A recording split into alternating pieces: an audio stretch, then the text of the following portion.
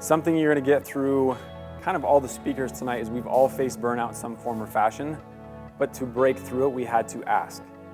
And I think a lot of people think they're asking for help when in fact they're only there two-thirds of the way there. And so I want to break down what ask means. So A, this is you acknowledge you have a problem. So you acknowledge you're fatigued, you acknowledge you're just not enjoying the athletic activities you used to do, you're not enjoying your spouse, you're not enjoying whatever it is. And so now you're getting frustrated with life, and you're like, something's got to change. So when you recognize a problem, what do you do next usually? Someone said search. I'll use the word seek. So now you start seeking information. It could be from friends, it could be from family, it could be through prayer, you're asking for God for guidance. But this is where people stop. They think they've acknowledged a problem, they've got the information, and then what? If what you're desiring doesn't happen, then how do people interpret that? That it's not meant the way you're supposed to go, it's not God's will, you're going the wrong direction, it all is. But if we are going to finish on how to ask, what's the third letter we're missing? K. So if you don't do the K, I'm going to call you an as-hole.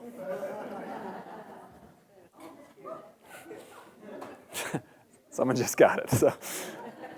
So the K is you have to start knocking on some doors.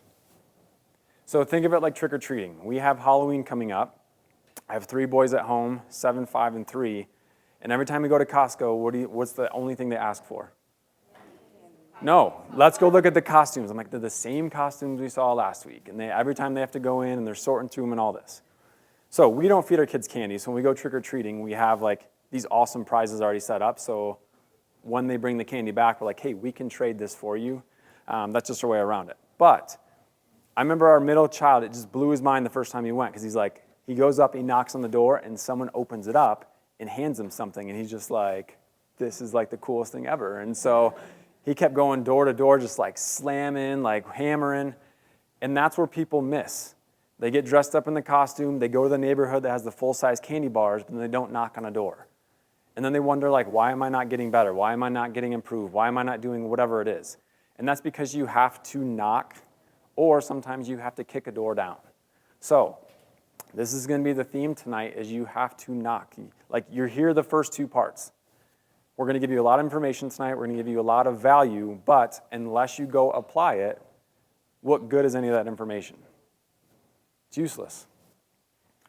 And so when we're doing events like this, when we're working with clients, when people are an as-whole, when they're only doing the first 2 parts of it, things start to get rough, things start to get tough. And that's usually where I see clients give up.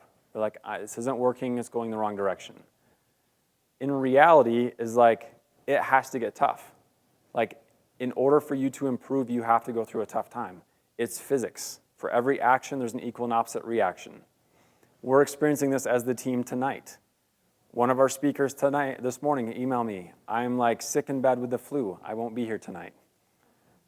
Whatever, 30 minutes ago, Dr. Jason gives me a call, like, I just got rear-ended at North Academy. Not sure if I'm going to be here tonight. And so there's a lot of resistance on the team to put this on for you tonight, but you have a lot of resistance too. And so something I'm crystal clear with my clients is that, and I can almost say it with almost certainty and confidence, at 90 days, that's when you're going to expect the resistance. You're going to start building momentum, things will start going good, and then something's going to come and hit you in the face. And you have to figure out, am I in the wrong direction? Am I going in the wrong route? Or do I just have to push back a little bit harder?